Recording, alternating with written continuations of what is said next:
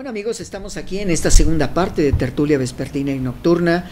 Bueno, la verdad es que es tan interesante todo lo que pasa en los periódicos, en las editoriales, amigos, que a veces me tengo que buscar un poco más de cada uno de los artículos que hicieron nuestros compañeros periodistas para dar la información. En el caso del periódico Reforma, en la sección de viaje, para que ustedes puedan asistir a algunos lugares, encontré una serie de historias de ultratumba, un paseo cultural por ese cementerio a cargo de una guía y a la luz de la luna. Imagínense cómo ha llegado para ir a los panteones, sobre todo en la zona de Mérida, en Yucatán, donde las visitas a los panteones nocturnos, pues imagínense, ¿quién se va a separar del grupo? Nadie se va a quedar rezagado, ni tampoco se van a adelantar, porque imagínense ustedes recorriendo las tumbas a la medianoche en los cementerios. Mérida, Yucatán, 5 campanadas llaman a los vivos a reunirse en el centro del Camposanto. Son las 8 de la noche del miércoles y está por iniciar el recorrido semanal por el Cementerio General, considerado Patrimonio Cultural en Mérida. Bueno, la verdad es que no necesito hablar de Mérida, hablar de todos los panteones antiguos de México. Son verdaderamente extraordinarios visitar en Chihuahua, en Guanajuato, en Chiapas, en Guerrero. Tuve la oportunidad de estar allá en el Estado de México, en donde fui a visitar un panteón minero, y verdaderamente el panteón inglés, sobre todo en las zonas mineras. Ustedes saben que en el siglo XIX, pues todos los panteones y se sepultaban ahí, pues a los dueños, a los arquitectos, a los ingenieros de la zona minera, y son verdaderamente extraordinarios los sepulcros en las zonas mineras, con esas tallas extraordinarias que hacían los escultores. Entonces, pues esto es parte de lo que está sucediendo, pero también tenemos que mencionar, cada día crece más. Evidentemente el gobierno de la República y el gobierno del Distrito Federal están invirtiendo millones de pesos para hacer lo que sucedió en el gran desfile hace unos días, el sábado pasado, en el día 19 de septiembre, sobre todo que se festejó pues a todos aquellos que murieron. Y digo festejar, no, yo no puedo decir festejó a los que murieron, recordar a los que fallecieron en aquellos momentos. Y verdaderamente la sistema de festejos de este carnaval de la muerte pues ha repercutido de una manera extraordinaria en el mundo entero. Quiero recordar, si me permiten, tuve la oportunidad de trabajar en la Universidad Internacional Menéndez Pelayo en La Coruña, España, y fui a dar unas pláticas sobre mito, magia y religión de México, y hablé sobre este elemento, y todo el mundo al terminar la plática me preguntaba, ¿cómo es posible que ustedes se coman a la muerte? Le digo, pues es la muerte más rica que puede uno ingerir, porque es precisamente calaveritas de azúcar, que es el elemento costumbrista en nuestro país, y nos da una respuesta que hacemos una antropofagia teológica, porque nos estamos comiendo a nosotros mismos. Y quiero decirles que en el mundo prehispánico, pues aquel que moría le ponían cinabrio sobre su cuerpo, y al descarnarse prácticamente, el color rojo, el cinabrio, quedaba sobre los huesos, y es lo que encontramos ahora, porque se convertían, al ponerle el cinabrio, se convertían en el hombre muerto que se convertía en Dios. Por eso en Teotihuacán se le llama el camino de los muertos, donde los muertos se hacen dioses. Cientos de esqueletos con ropa galante dejaron el Camposanto para pasear por el Paseo de la Reforma. Más de 1 millón de personas presenciaron el desfile del Día de los Muertos, que fue dedicado a voluntarios y cuerpos de rescate que ayudaron durante el sismo del 19 de septiembre. Pero vean ustedes qué interesante. Yo quisiera pedirle a Karina que buscara el periódico El Universal del 1 de noviembre, donde aquí está grupos de danzas prehispánicas, donde dice en la sección A del periódico La Nación, dice: festejan los muertos en tierra de Trom. Fíjense nada más.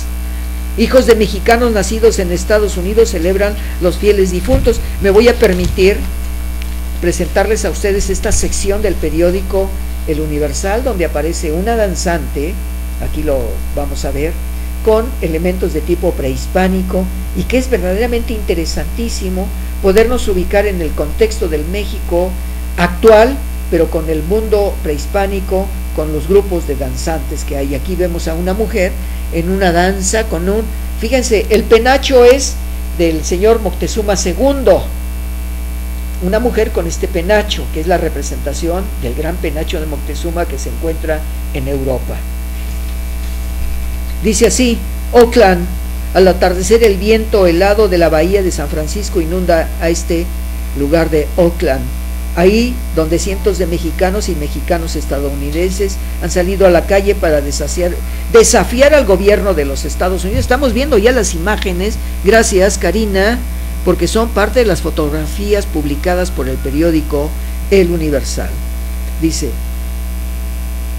han salido a la calle para desafiar al gobierno de los Estados Unidos con tradiciones intocadas por el Día de los Muertos. Verdaderamente felicitamos a nuestros compatriotas allá en los Estados Unidos, que tienen un concepto de nacionalismo verdaderamente extraordinario.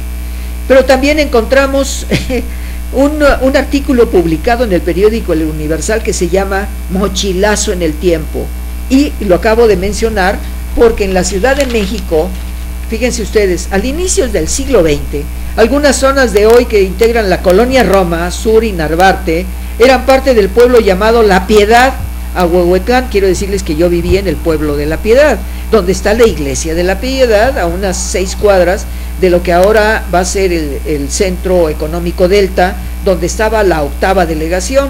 Y aquí tenemos algunas imágenes de la colonia Roma, que nos está haciendo el favor Karina de ubicarnos en tiempo y en espacio. Dice: el pueblo llamado La Piedad, Ahuehuetlán, del cual desapareció en 1940, el cementerio sobre el que los niños juegan, dice Carlos Villasana y Ruth Gómez. El pueblo de La Piedad tuvo sus orígenes en tiempos prehispánicos, con el islote que llevaba el nombre de Ahuehuetlán. La zona fue bautizada como La Piedad después de la llegada de la orden religiosa de los dominicos, quienes abrieron su convento en 1535 cerca de las actuales Calzada Obrero Mundial y Avenida Cuauhtémoc, donde ahora está Delta, y que se construyó y se destruyó parte de lo que era la 8ª delegación. Y aquí ya he comentado que en la 8ª delegación me tocó ver el Museo del Crimen. Yo debo haber tenido unos 10, 12 años cuando visité este Museo del Crimen, y ahí estaba el piolet con el que le había dado Mercader, le había dado muerte a Trotsky. Años después, hará unos 4 o 5 años, todavía antes de fallecer Jacobo Zabludowski, hizo un reportaje específicamente para determinar qué es lo que había sucedido con este piolet con el que se le dio muerte a Trotsky. ¿Quién se lo llevó? No lo sabemos. Dice así: el templo de Nuestra Señora de la Piedad fue abierto al culto en 1652 y se encontraba justo al lado del convento dominico, por su cercanía con lo que aquel entonces era considerada como la Ciudad de México, el Primer Cuadro y sus alrededores. Rápidamente se convirtió en un importante centro de peregrinación de la época colonial, y ahí me tocó asistir a algunos de los trabajos del jefe general Felipe Aranda, quien iba con su grupo a danzar a La Piedad. Oaxaca, Panteón de San Miguel, testigo de la historia. Cronistas destacan cultura transmitida en este espacio, víctimas de epidemias e ilustres personajes entre sus tumbas. Oaxaca, el Panteón General de Oaxaca, Panteón de San Miguel, con 188 años de historia, resguarda la memoria de la identidad de los oaxaqueños y el misticismo sobre la vida y la muerte, historia y patrimonio. Bueno, verdaderamente los periódicos han hecho publicaciones extraordinarias en estos días, y siempre me considero importante felicitar las editoriales de los periódicos Universal, Excelsior, Jornada, que nos presentan, el periódico La Razón, quien pues hacen publicaciones verdaderamente. Para terminar esto, visitar el Panteón de San Francisco, atribuyen milagros al niñito de la tumba. Un sepulcro abandonado fue el inicio de una cadena de fe en Acapulco. El Panteón de San Francisco es el más antiguo de Acapulco.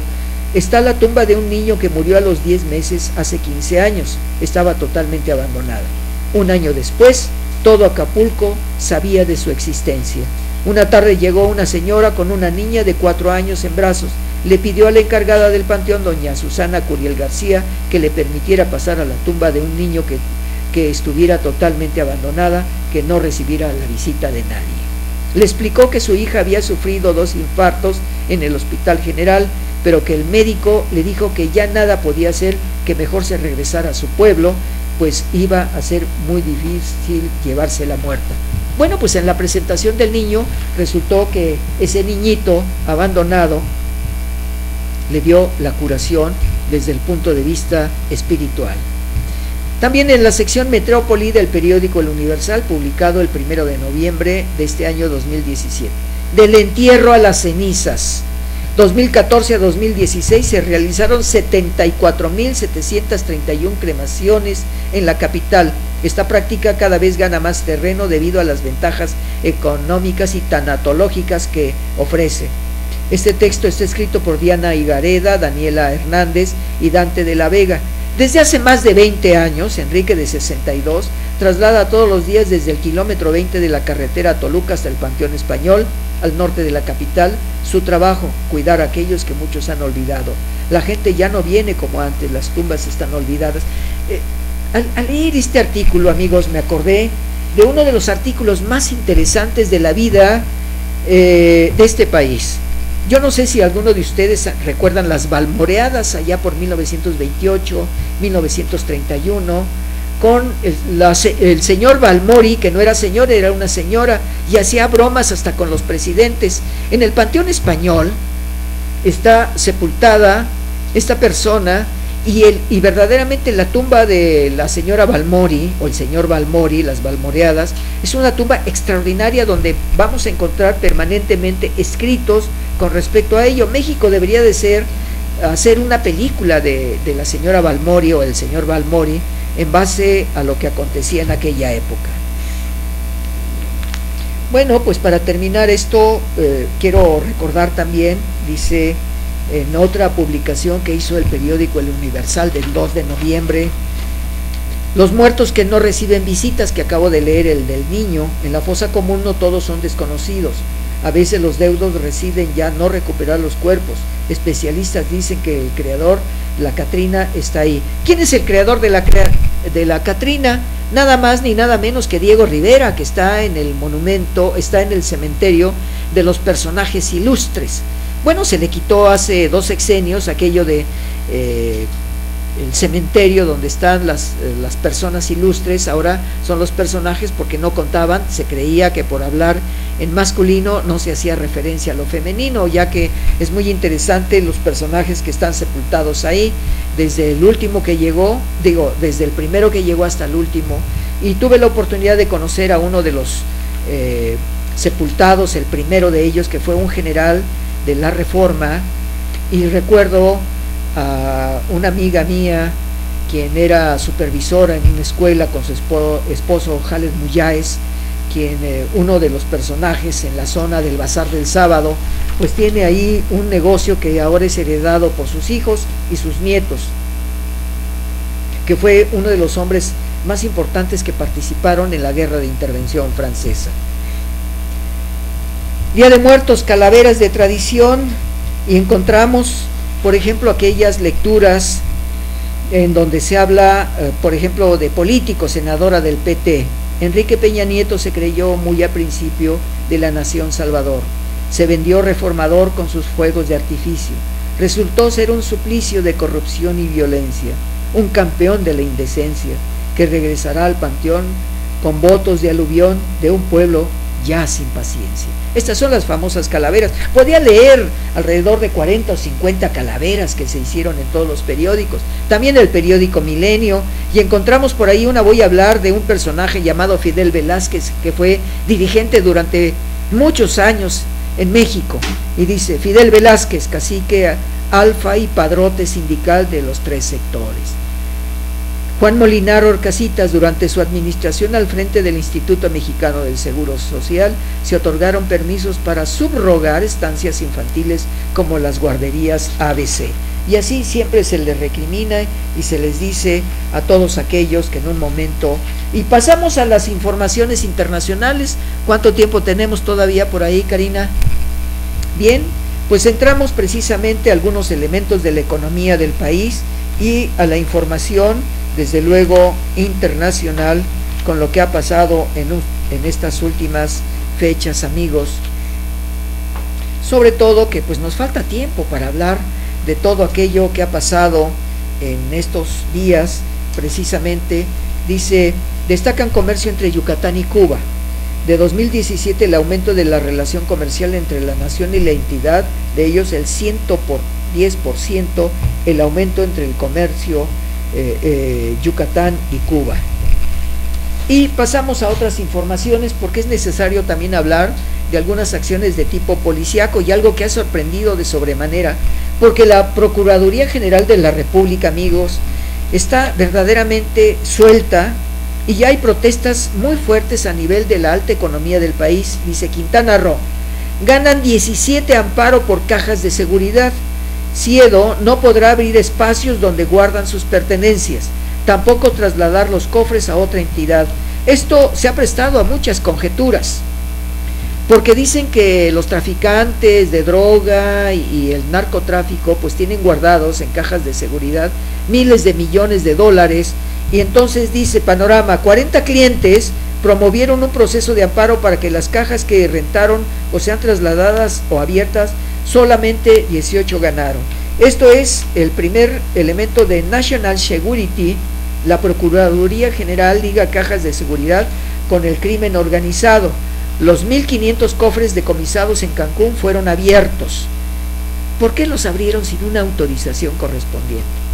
¿Qué es lo que consideran? Mucha gente tiene joyas de antepasados porque dice la Procuraduría General de la República que deben de presentar documentos de autenticidad. Oigan, ¿saben qué? Yo no puedo presentar un documento de lo que me regaló mi abuelo o mi abuela para testificar que me regaló pulseras, que me regaló anillos, que me regaló monedas. Y yo recibí monedas no solamente de mi abuela, sino de mis parientes por parte de mi esposa, que recibí medallas y monedas del imperio de Maximiliano. ¿Cómo podemos comprobar eso? ¿Algún documento del siglo XIX? Pues evidentemente no. Dice, el subprocurador del Aceido, Israel Lira Salas, dijo que el cateo al inmueble First National Security en Cancún revela que se trata de delitos graves. ¿Pero cómo lo pueden comprobar? ¿Cómo se puede? Bueno, claro, hay cámaras de seguridad para saber quién entra y quién sale, pero el contenido no lo sabemos, solamente el propietario lo sabe. Aún no podemos revelar con precisión de qué asunto se trata. Es un asunto de delincuencia organizada y delitos contra la salud. Israel Lira Salas, subprocurador del Aceido, miente. Eso no puede ser. A mí me parece que es un abuso de autoridad con respecto a estos lugares de las cajas de seguridad. Que estén pensando que el narcotráfico tiene todo esto, que tener mucho cuidado porque va a haber muchos robos. Yo no digo si la Procuraduría General de la República tiene abogados, si tiene jueces y tiene los elementos para abrir y cerrar las cajas para decir usted tiene esto, pero ¿cómo demostrar las joyas, los anillos, el dinero guardado en monedas, lo que la gente va acaparando a través de compra de dólares? ¿Cómo se puede testificar esto? Solamente cuando dicen tengo 5,000 o tengo $1,000,000 en la caja de seguridad. Cuando se va, yo lo voy a mencionar, hubo una época en la devaluación de dólar que yo con mi economía, en mi sueldo, yo compraba una determinada cantidad de dólares y los iba guardando y almacenando hasta que verdaderamente necesitaba los dólares para alguna necesidad por enfermedad, que eso es lo que hace mucha gente en todas partes del mundo. Revisan cajas por crimen organizado, buscan pagarés, contratos o documentos notariados.